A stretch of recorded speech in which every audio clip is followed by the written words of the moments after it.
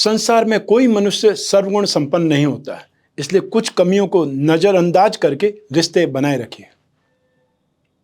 मायने नहीं रखता किसको कितनी दौलत मिली है, यहां राजा वही बनता है मेहनत करके जो खुद को लायक बनाता है। नमस्कार, मैं हूं कमल श्रीमाली। आप सभी का बहुत बहुत स्वागत करता हूं आपके अपने चैनल में और एनुअल राशिफल 2023 के इस विशेष एपिसोड में। यह एपिसोड कुंभ राशि के लिए है और यह राशिफल आपकी राशि नाम राशि अर्थात मून साइन पर आधारित है।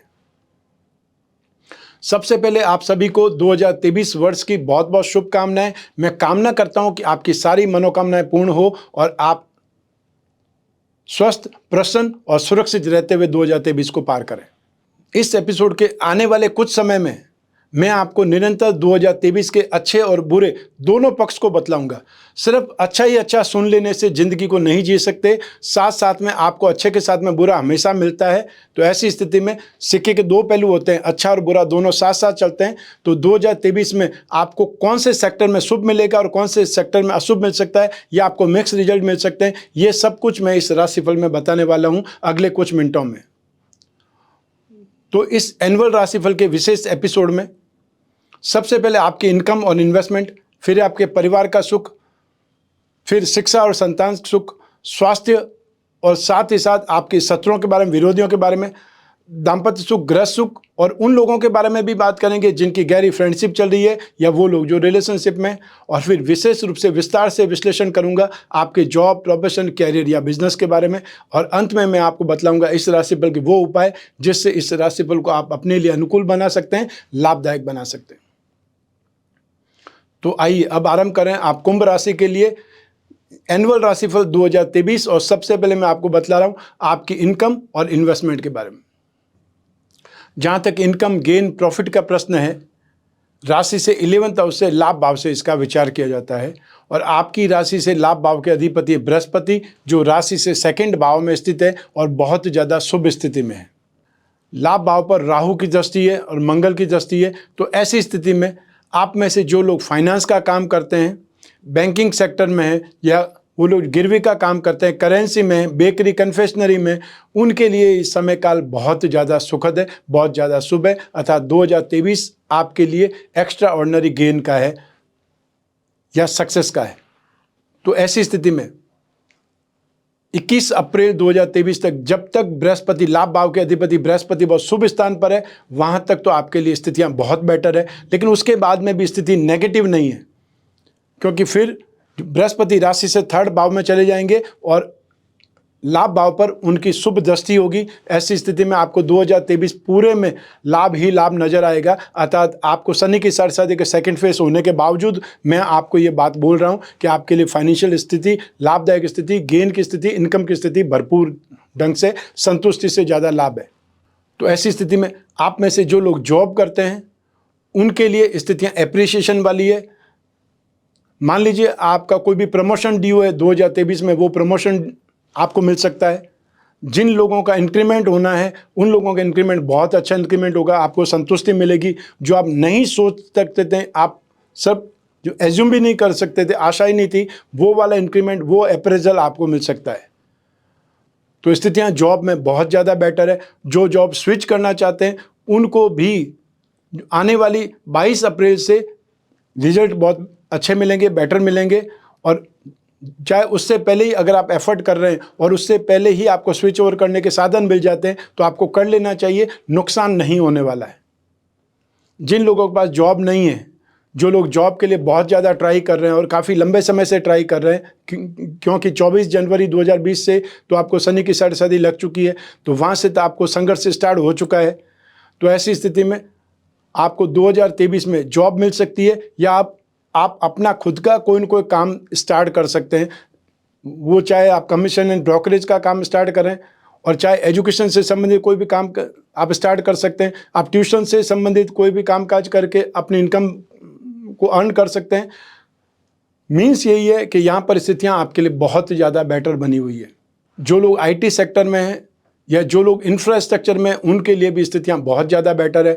आप यदि जॉब करते हैं IT सेक्टर में, इंफ्रास्ट्रक्चर में, अर्थात कोई भी होटल रेस्टोरेंट में अगर आप जॉब करते हैं तो स्थितियां आपके लिए बहुत बेटर है। जो टीचर्स हैं, जो प्रोफेसर्स हैं या जो अपना खुद का स्कूल कॉलेज चलाते हैं, या वो लोग जो अपना कैरियर पॉइंट चलाते हैं, अपनी क्लासेस चलाते हैं, ट्यूशन क्लासेस चलाते हैं, कोचिंग क्लासेस चलाते हैं, उनके लिए भी स्थितियाँ बहुत ज़्यादा बेटर है। उनको भी लाभ शानदार मिलेगा और साथ ही साथ नेम फेम भी ज़बरदस्त आपको मिलेगा। जो लोग प्रोफेशनल्स हैं उनके लिए स्थितियाँ बहुत सुखद है, स्पेशली वो जो आईटी प्रोफेशनल्स हैं, या सिविल इंजीनियरिंग हैं, आर्किटेक्चर हैं, या वो लोग जो चार्टर्ड अकाउंटेंट हैं, फाइनेंशियल एनालिस्ट हैं, या फिर वो लोग जो फाइनेंशियल या कंसल्टेंसी का काम करते हैं, उन लोगों के लिए अपार संभावनाएं छुपी हुई है। आप जितना मेहनत करेंगे उससे कहीं ज़्यादा आपको बेटर रेस्पॉन्ड मिलेगा, इसलिए जी भर करके मेहनत कीजिएगा और 2023 को आप शानदार मेमोरेबल बना सकते हैं अपने खुद के प्रयासों से। जो लोग बिजनेस करते हैं उनके लिए स्थितियाँ सबसे ज़्यादा बेटर है। तो ऐसी स्थिति में आप में से जो लोग फाइनेंशियल ब्रोकरेज, या वो लोग जो गिरवी का काम करते हैं, बैंकिंग सेक्टर में हैं, या वो लोग जो करेंसी का काम करते हैं, या वो लोग जो करेंसी एक्सचेंज करते हैं, उन लोगों की बात करें तो स्थितियाँ बहुत सुखद है। एजुकेशन सेक्टर, बेकरी, कन्फेक्शनरी और साथ ही साथ राजनीति के क्षेत्र में जो लोग हैं उनके लिए 2023 बहुत शानदार है, अपार संभावना वाला है। आईटी सेक्टर, सॉफ्टवेयर, एमएनसी या एब्रॉड में जो लोग काम कर रहे हैं, एब्रॉड की कंपनियों में काम कर रहे हैं, उनके लिए भी बहुत ज़्यादा सुखद स्थिति है। सिगरेट, शराब और तंबाकू से संबंधित जो लोग काम कर रहे हैं, चाहे वो सेक्टर में काम करते हैं, स्टॉकिस्ट हैं, सप्लायर हैं, डिस्ट्रीब्यूटर हैं या दुकानदार हैं, आपके लिए स्थितियां बेटर है। आप बहुत शानदार लाभ कमा सकते हैं, वॉल्यूम को बढ़ा सकते हैं। इसके अलावा जो लोग इंफ्रास्ट्रक्चर में जुड़े हुए हैं, land and building material, hotel, restaurant या construction, real estate, property market, mining and herbal product, electrical goods, home appliances, इससे संबंधित जो लोग भी कामकाज करते हैं उनके लिए बहुत ज़्यादा बेटर स्थितियाँ हैं। लास्ट में metal, medicine, chemical, automobile sector, transport या मैन्युफैक्चरिंग सेक्टर 2023 में बहुत ज़्यादा लाभ में रहेंगे, भरपूर फायदे में रहेंगे। आपको ध्यान कब रहना पड़ेगा? जब 17 जून 2023 से लगा करके 4 नवंबर तक शनि वक्री हो जाएंगे, उस समय आपको अपने आप को कंट्रोल रखना पड़ेगा, सेफ साइड में जाना पड़ेगा।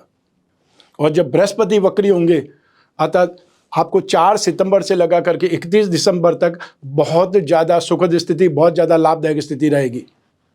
आइए अब बात करें आपके इन्वेस्टमेंट की। राशि से सेकंड हाउस से इन्वेस्टमेंट पर विचार किया जाता है, तो इन्वेस्टमेंट वाली स्थितियां आपके लिए बहुत ज़्यादा सुखद है, क्योंकि बृहस्पति अपनी खुद की राशि में है और बृहस्पति की जो धातु होती है वो गोल्ड होती है। तो चाहे आप गोल्ड पर इन्वेस्टमेंट करें, ऑर्नामेंट्स बना दें, गोल्ड बॉन्ड खरीद लें, या गवर्नमेंट से संबंधित कोई भी बॉन्ड खरीद सकते हैं, इंफ्रास्ट्रक्चर बॉन्ड आप खरीद सकते हैं, वो आपके लिए सुखद रहेंगे। और जो लोग कमोडिटी के थ्रू इन्वेस्टमेंट करना चाहते हैं उन लोगों के लिए गोल्ड में या पीली दालों में, हल्दी में, केसर में इन्वेस्टमेंट करना सुखद रहेगा। और साथ ही साथ आप स्टील में या सीमेंट उद्योग पर भी इन्वेस्टमेंट कर सकते हैं।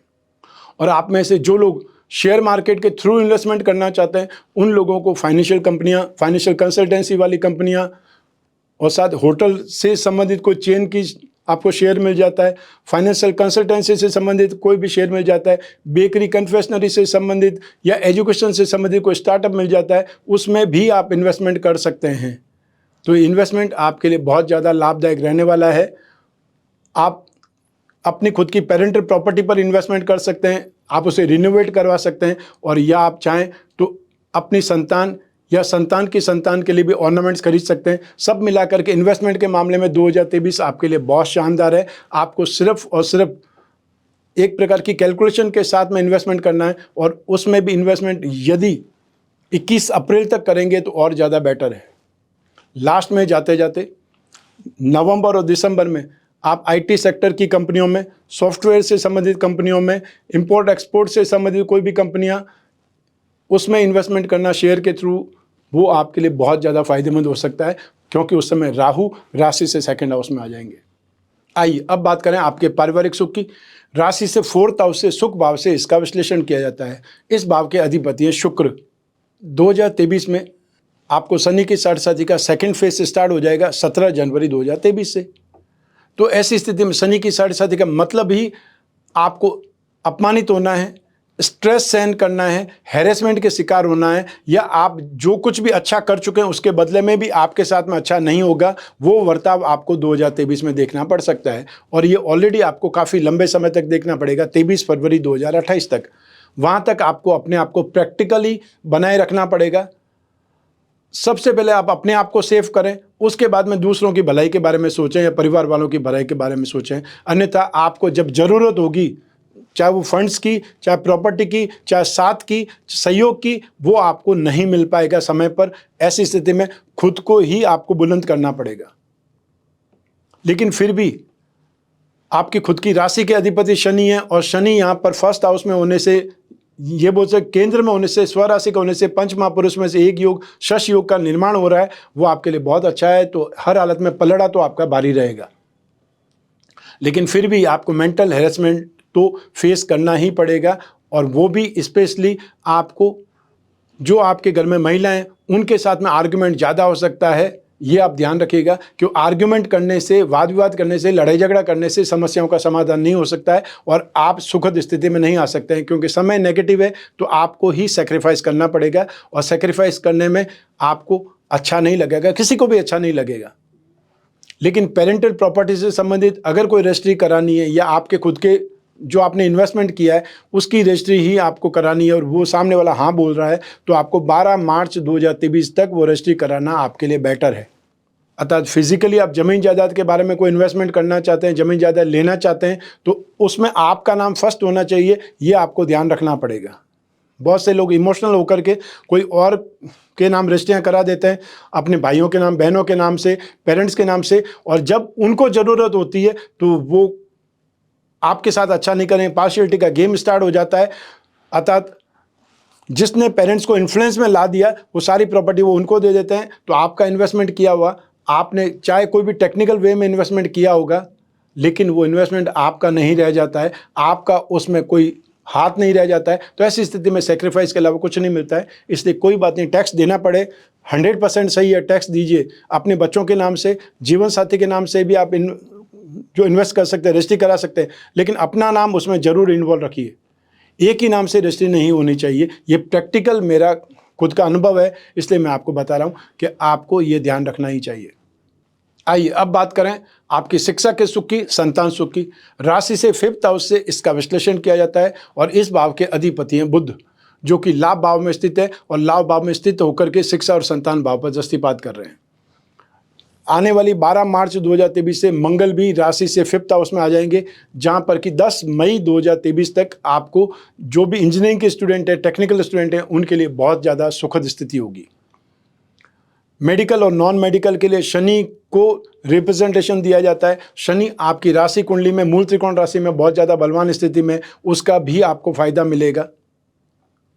तो ऐसी स्थिति में आप में से जो भी स्टूडेंट्स इंजीनियरिंग के स्टूडेंट हैं, टेक्निकल स्टूडेंट हैं, उन लोगों के लिए स्थितियां बहुत ज़्यादा बलवान है।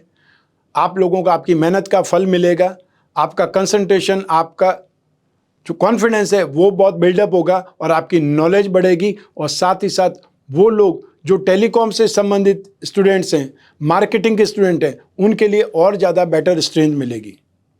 तो जो आपके छोटे छोटे बच्चे हैं, जिनको सब्जेक्ट लेना है अभी, अतः जिनको डिसाइड करना है कि उनको मेडिकल में जाना चाहिए, नॉन मेडिकल में जाना चाहिए, या उनको कॉमर्स लाइन में जाना चाहिए, या वो लोग जो सिविल से संबंधित कोई स्टडीज़ करना चाहते हैं, सिविल सर्विसेज के बारे में जानना चाहते हैं, उस पर बारे में आगे बढ़ना चाहिए, तो उनको आर्ट्स लेना चाहिए।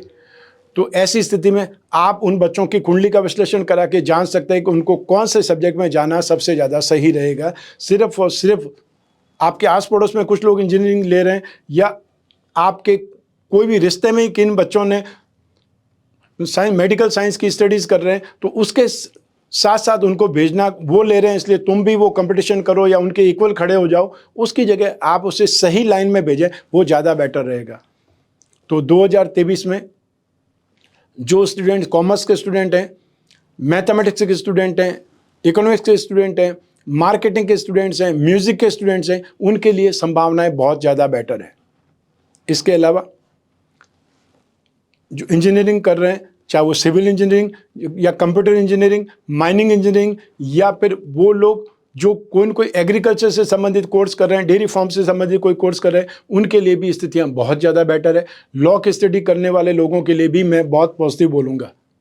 फाइनेंस या फिर MBA इन फाइनेंस कर रहे हैं, जो लिटरेचर की पढ़ाई कर रहे हैं, स्पिरिचुअल साइंस की पढ़ाई कर रहे हैं, ग्रामर की स्टडीज़ कर रहे हैं, उन लोगों के लिए स्थितियां बहुत ज़्यादा सुखद है, लाभदायक है, अर्थात आपको अपनी मेहनत का आपको फल मिलेगा।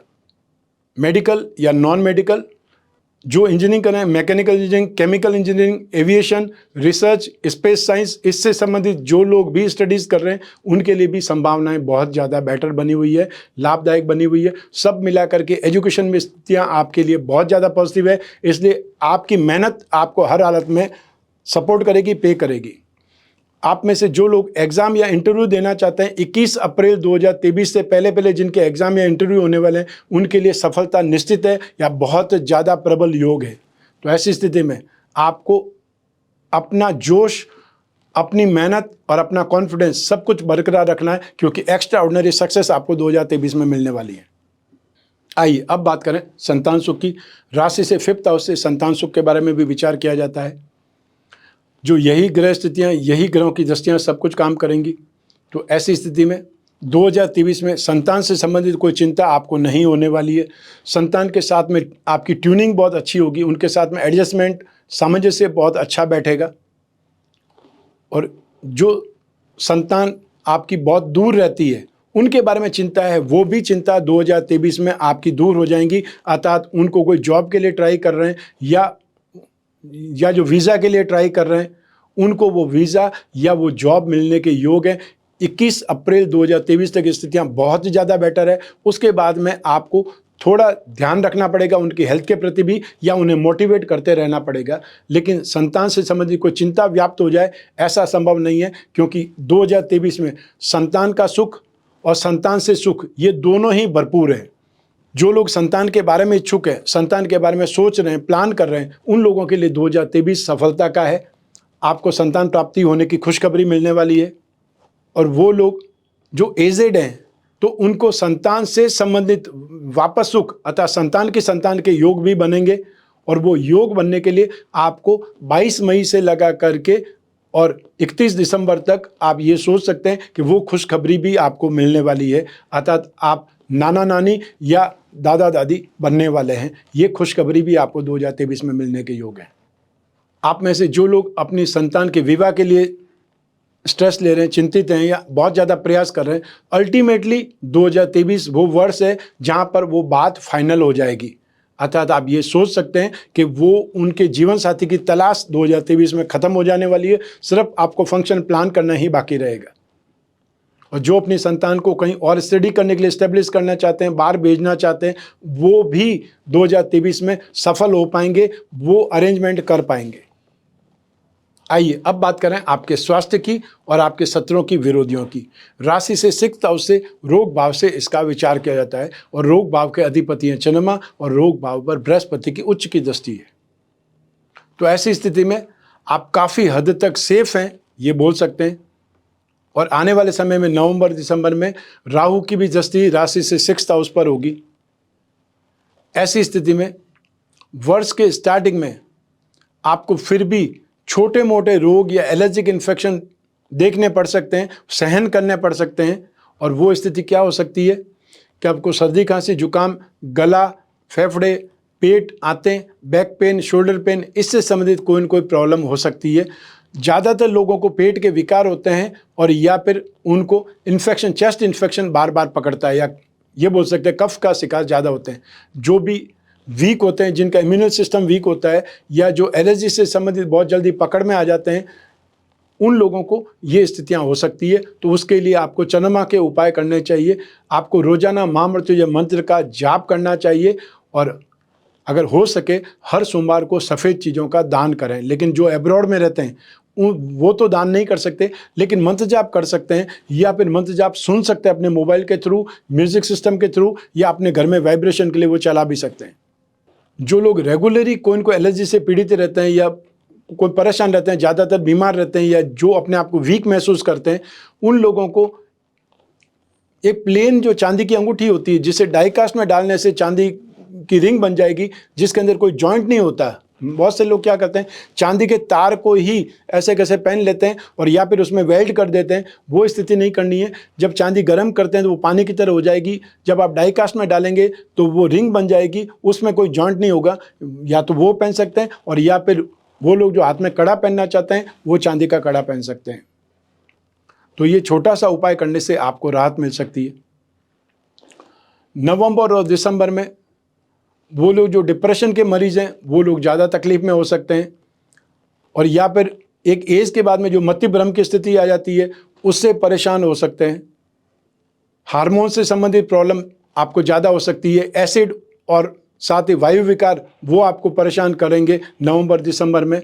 और जो लोग वृद्ध हैं, अति वृद्ध हैं, और जो अल्जाइमर्स या फिर पार्किंसन, डेमेंशिया के मरीज़ हैं, उन लोगों की देखभाल ज़्यादा करनी पड़ेगी, ध्यान ज़्यादा रखना पड़ेगा। और 10 मई से लगा करके 1 जुलाई तक आपको ध्यान रखना पड़ेगा, स्पेशली हाई ब्लड प्रेशर से संबंधित।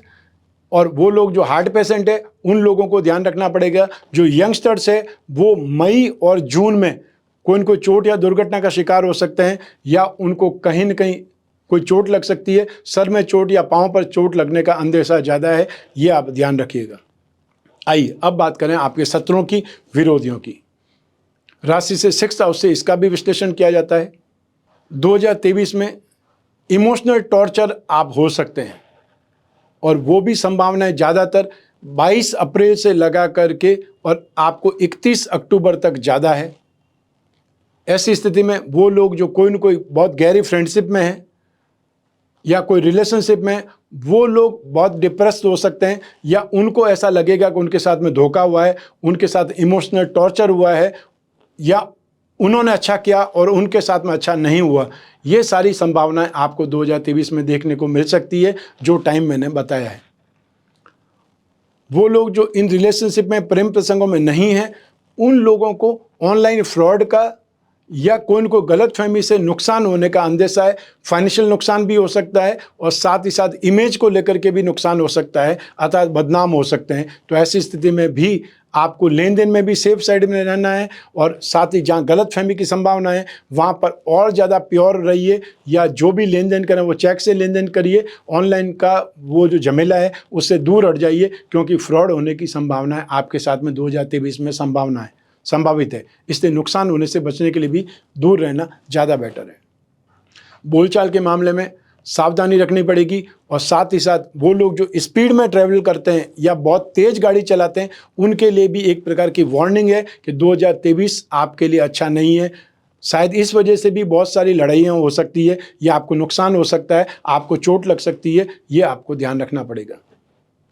आइए अब बात करें आपके दाम्पत्य सुख की, गृहस्थ सुख की। राशि से 7वें भाव से इसका विचार किया जाता है। 7वें भाव के अधिपति हैं सूर्य, और 7वें भाव पर शनि की, राहु की, मंगल की दृष्टि है। राहु की सूर्य की पर दृष्टि का अर्थ यहाँ पर ग्रहण योग का रिजल्ट मिलना है। शनि और सूर्य आपस में पिता पुत्र होते हुए विरोधी है। ऐसी स्थिति में यहाँ पर सुखद स्थितियों का निर्माण कम होगा, वाद विवाद की स्थिति ज़्यादा रहेगी, या ये बोल सकते हैं गर्मा गर्मी का माहौल ज़्यादा रहेगा। यहाँ तुनक मिजाजी देखने को मिल सकती है। यहाँ पर स्नेह अपनत्व में कमी देखने को मिल सकती है। रोखा व्यवहार आपको ज़्यादा देखने को मिल सकता है, और या फिर ऐसी स्थितियाँ आ सकती है कि आपकी ट्रांसफ़र हो जाए और आप साथ नहीं रह पाएँ। एक दूसरे का स्वास्थ्य खराब हो सकता है, उससे भी सुखों में कमी आ सकती है। और भी बहुत सारे प्रैक्टिकल रीज़न हो सकते हैं जिससे भी दाम्पत्य सुख मिलने में कुछ न कुछ कमी आ सकती है। अर्थात यहाँ पर कारण कई हो सकते हैं, लेकिन रिजल्ट होगा दाम्पत्य सुख में कमी, क्योंकि 2 विच्छेदात्मक ग्रह शनि और राहु 7वें भाव पर दृष्टिपात कर रहे हैं। तो राहु तो आपको 30 अक्टूबर 2023 तक निरंतर यहाँ पर दृष्टि रहेगी, और शनि की दृष्टि तो 29 मार्च 2025 तक रहेगी।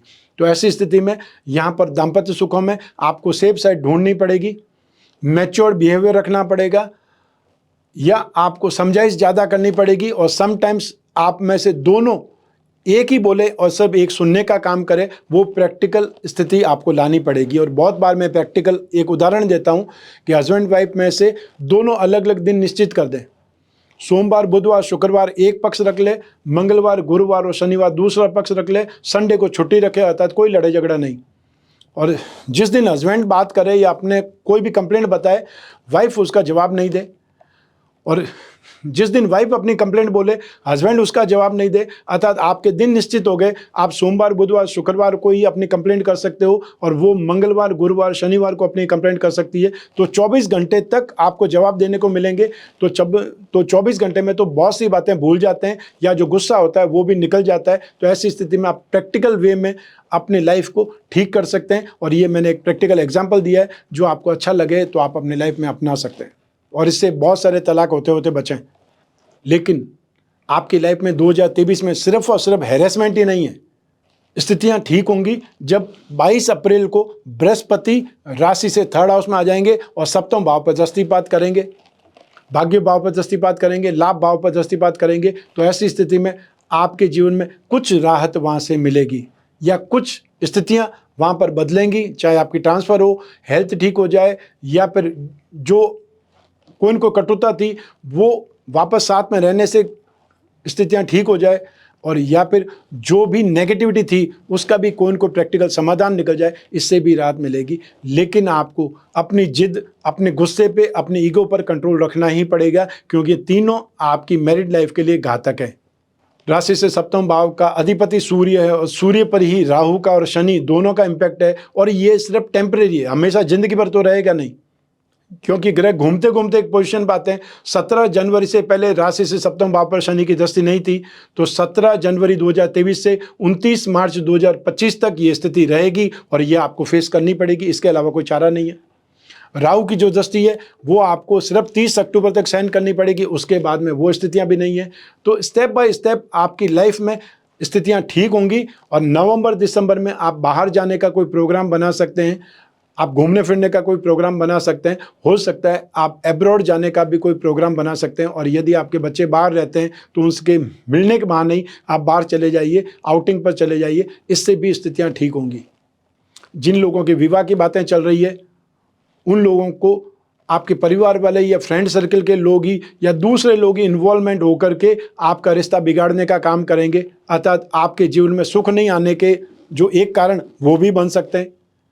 और हमेशा मीडिएटर को बीच में मत लाइए। अपनी आपकी मैरिड लाइफ में जो प्रॉब्लम है वो आप दोनों ही सॉल्व करेंगे, उसके अंदर ज्वाइंट तीसरे पक्ष को लाएंगे, वो फ़ायदा ही उठाएगा, आपको लड़ाने का काम ही करेगा। ऐसी स्थिति में बहुत प्रैक्टिकल बनिए, समझदार बनिए, वही आपके लिए सबसे ज़्यादा बेटर है। आइए अब बात करें उन लोगों की जिनके जीवन में कोई गहरी मित्रता चल रही है या वो लोग जो प्रेम प्रसंगों में, रिलेशनशिप में, उसके लिए राशि से 5th हाउस, 7th हाउस और शुक्र की इंपॉर्टेंस रहती है। ऐसी स्थिति में 2023 में 67% स्थितियां तो आपके फेवर में हमेशा रहेंगी। ऐसी स्थिति में थोड़ा सा सोच समझ करके अपने रिश्ते को संभालेंगे, अपनी फ्रेंडशिप को एक बार कंटिन्यू करेंगे तो आप 2023 को आराम से पार कर पाएंगे। ध्यान क्या रखना है कि आपको दूसरों की इन्वॉल्वमेंट को एंजॉय नहीं करना है, अर्थात किसी तीसरे की एंट्री आपके बीच में नहीं हो पाए, चाहे वो कोई भी मामले में हो। जो भी वाद विवाद है, जो भी कहा सुनी है, आप आपस में ही करें, वही आपके लिए अच्छा है। और समय समय पर एक दूसरे के बारे में धारणाएं आपके दिल से बताते रहें, मैं ये सोच रहा हूँ। तो अगर ऐसी स्थिति नहीं है तो क्लियर हो जाएगी और सामने वाला भी उतना ही फ्री होकर के वापस आपके साथ में क्वेश्चन आंसर कर पड़ेगा। नहीं तो आप सिर्फ और सिर्फ एक दूसरे के बारे में भ्रांतियां ही रखते रहेंगे और एक दूसरे से खिंचाव होता रहेगा, या फिर सिर्फ और सिर्फ ज़रूरत की जो फ्रेंडशिप होती है वही हो जाएगी। तो ऐसा नहीं होना चाहिए। दिखावे के लिए आपको कोई रिलेशनशिप नहीं मेंटेन करनी है, क्योंकि उससे सिर्फ और सिर्फ नुकसान ही होगा और आपकी ज़िंदगी में प्रॉब्लम ही बढ़ेगी।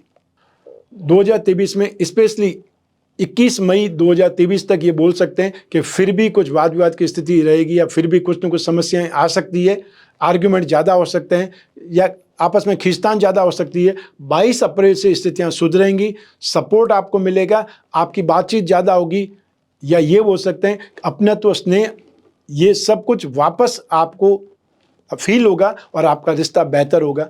जो लोग विवाह के बारे में सोच रहे हैं उनको मैं 2023 में थोड़ा सा रिलैक्स होने के बारे में सोच रहा हूँ, या आपको बोलना चाहता हूँ कि थोड़ा अपने आप को टाइम दीजिए, जब सही समय आएगा तो उसके बारे में विचार किया जाएगा, मैं खुद आपको बोल दूंगा।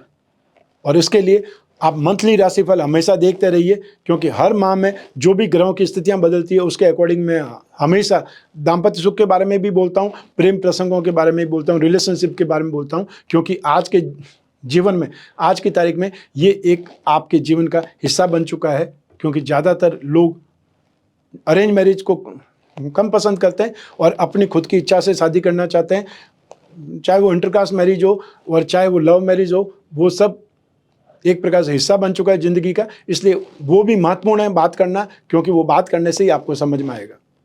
आइए अब बात करें आपके जॉब, प्रोफेशन, कैरियर या बिजनेस की। राशि से 10th हाउस से इसका विश्लेषण किया जाता है और राशि से 10th हाउस के स्वामी है मंगल, जो कि राशि से 4th हाउस में विराजमान होकर के वापस दशम भाव पर दृष्टिपात कर रहे हैं। बृहस्पति की शुभ दृष्टि है, शनि की दृष्टि भी दशम भाव पर है। ऐसी स्थिति में जो लोग मैन्युफैक्चरिंग सेक्टर में काम करने वाले लोग हैं, इंफ्रास्ट्रक्चर में काम करने वाले लोग हैं, वो ज़्यादा अपने कामकाज को बढ़ाएंगे, ज़्यादा वॉल्यूम में कामकाज करेंगे। और जो लोग कुछ नया काम स्टार्ट करना चाहते हैं, उन लोगों को भी जितनी जल्दी हो उतनी जल्दी आगे बढ़ना चाहिए, उतनी जल्दी उनको काम स्टार्ट करना चाहिए। क्योंकि शनि की साढ़ेसाती की वजह से अगर आप रुके हुए हैं तो शनि की साढ़ेसाती 23 फरवरी 2028 तक रहेगी। वहाँ तक कौन सा कामकाज नहीं कर पाएंगे। और मान लो उससे पहले शनि की साढ़ेसाती जिन लोगों को आई थी, उन लोगों ने कौन सा अपना शटर बंद करके बैठ गए थे, 7.5 साल तक कोई काम ही नहीं करेंगे। 100 में से 40 लोग शनि की साढ़ेसाती के इम्पैक्ट में रहते हैं और 100 में से 40 लोग ही मंगली रहते हैं। इसलिए हर तरफ आपको अच्छे और बुरे दोनों लोग दिखाई देंगे। जो आज सुखी है वो कल संघर्ष में आ सकता है और जो आज संघर्ष में है वो कल सुखी हो सकता है। आपको एफर्ट या कर्म तो करने ही पड़ेंगे और उसके बाद में किस्मत का फल आपको मिलेगा। आपको क्या पता किस्मत में सब मेहनत ही लिखी है, और या आपको क्या पता आपकी मेहनत का फल किस्मत से ही मिलेगा, अर्थात मेहनत किए बिना फल नहीं मिलेगा। ऐसी स्थिति में अपने बाजुओं पर, अपने कर्मों पर ज़्यादा ध्यान रखिए, ज़्यादा उस पर डिपेंड रहिए, वो ज़्यादा बेटर है। अल्टीमेटली मेहनत का कोई अल्टरनेट आज तक पैदा नहीं हुआ।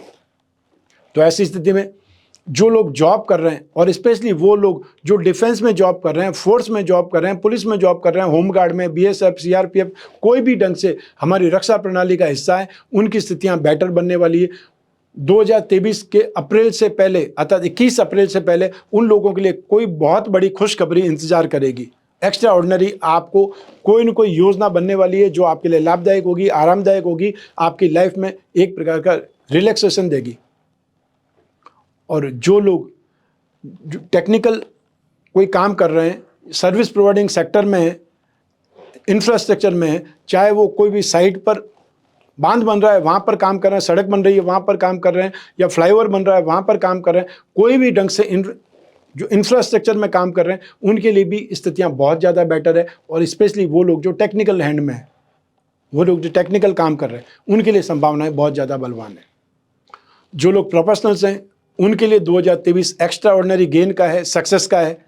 ऐसी स्थिति में जो लॉयर्स हैं, सर्जन हैं, जो डॉक्टर्स हैं, और स्पेशली वो लोग जो हार्मोन के डॉक्टर हैं, चाहे आप डायबिटीज़ में स्पेशलिस्ट रखते हैं, थायराइड में स्पेशलिस्ट रखते हैं, जॉइंट्स पेन में स्पेशलिस्ट रखते हैं, और या फिर सर्जन हैं, उनके लिए स्थितियां बहुत ज़्यादा बेटर है। लॉयर और स्पेशली ठीक जो लोग क्रिमिनल लॉयर हैं, उनके लिए बहुत ज़्यादा बेटर 2023 है। जो लोग चार्टर्ड अकाउंटेंट हैं या फाइनेंशियल एनालिसिस्ट का काम करते हैं, फाइनेंशियल ब्रोकरेज का काम करते हैं, राजनीतिक क्षेत्र में, आपके लिए 2023 अपार संभावना का है। इसलिए अपने आंख और कान दोनों खुले रखिए और सही समय का इंतजार करके जो भी संभावना है उनको ढूंढ करके उस पर झपट पड़िए और उसका फ़ायदा उठाइए।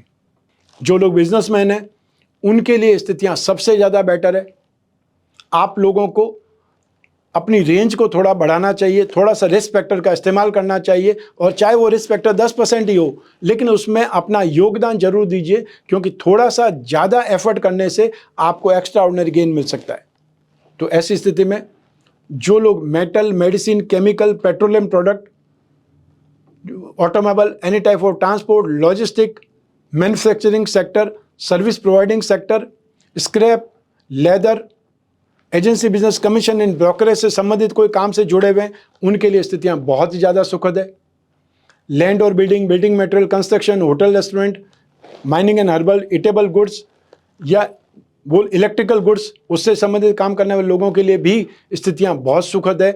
और इसमें भी आपको 10 मई तक सबसे ज़्यादा कामकाज मिलेगा, सबसे ज़्यादा फायदा मिलने के योग है, या कोई बहुत बड़ी डील आपको मिल सकती है, उसके लिए भी आपको एफर्ट करना चाहिए। कोई को टेंडर के अंदर हाथ जरूर आजमाना चाहिए। फाइनेंस का काम करने वाले, आप चाहे गिरवी का काम करते हैं या आप कोई एजुकेशन सेक्टर से जुड़े हुए हैं, माइनिंग के साथ साथ में आप राजनीति सेक्टर से जुड़े हुए लोग हो सकते हैं या बेकरी और कन्फेक्शनरी से जुड़े हुए लोग हो सकते हैं। आपके लिए भी स्थितियां बहुत सुखद है। तो ऐसी स्थिति में अपने कामकाज को भी बढ़ाना है, अपनी रेंज को भी बढ़ाना है। और एंड में नवंबर दिसंबर में जो लोग भी आईटी सेक्टर में हैं, एमएनसी में हैं, एब्रॉड से संबंधित इंपोर्ट एक्सपोर्ट का काम करने वाले लोग हैं, सॉफ्टवेयर में हैं, एप्लीकेशन में, उन लोगों के लिए बहुत ही ज़्यादा सुखद स्थिति आने वाली है। वो लोग जो चाहते हैं वो उनको मिल सकता है, या फिर उनको एब्रॉड जाने की या अपने हेड ऑफिस जाकर के ट्रेनिंग करने के लिए सिलेक्शन होगा। तो यहाँ पर बिजनेस वालों के लिए अपार संभावनाएं हैं। जॉब वाले भी यहाँ पर बहुत सुखद स्थिति में होंगे, अतः वो जो चाहते हैं वो स्विच कर सकते हैं जॉब को, नई जॉब उनको मिल सकती है और जॉब में भी अप्रेजल अच्छा मिल सकता है। आइए अब बात करें राशिफल 2023 के उपायों के बारे में। सबसे पहले शनि की 7.5 के उपाय आपको निरंतर करते रहने पड़ेंगे। तो आपको नित्य प्रतिदिन शनि स्तोत्र का पाठ करना अच्छा रहेगा। और आपकी राशि में आकर के शनि आपको क्या फल देंगे, इसके लिए हमने अलग से एपिसोड बना करके इस चैनल पर अपलोड किए हैं।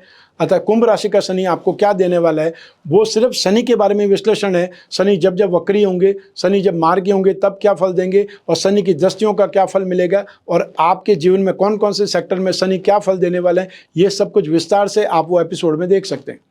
तो शनि के उपायों में आप नित्य शनि स्तोत्र का पाठ, ओम सम शनैश्चराय नमः इस मंत्र का जाप कर सकते हैं, और या फिर ओम प्राम प्रीम प्रोम सह शनै नमः इस मंत्र का जाप कर सकते हैं। हर शनिवार को काले रंग की वस्तुओं का दान दें, उससे आपको राहत मिलेगी। और 2023 में दाम्पत्य सुख में समस्याएं ज़्यादा दिखाई देती है, तो ऐसी स्थिति में आपको संपूर्ण दाम्पत्य सुख पिरामिड अपने बेडरूम में, साइड टेबल पर या उस रूम में कहीं पर भी रखना चाहिए। उससे भी आपके आपस के विवाद कम होंगे, क्योंकि माइंड, बॉडी और सोल, इन 3 चीज़ को ट्यून अप करने का काम जो होता है कॉस्मिक एनर्जी से होता है, पिरामिड से होता है। और जो महिलाएं हैं उनको शिव गौरी कवच धारण करना चाहिए, और जो पुरुष जातक हैं उनको कामदेव यंत्र की मुद्रिका या पेंडल धारण करना चाहिए। उससे आपको राहत मिलेगी। आपके दाम्पत्य सुख में जो कड़वाहट है उसमें रिलैक्स होंगे, या उसमें स्थिति आपके लिए कुछ राहत प्रदान करेगी।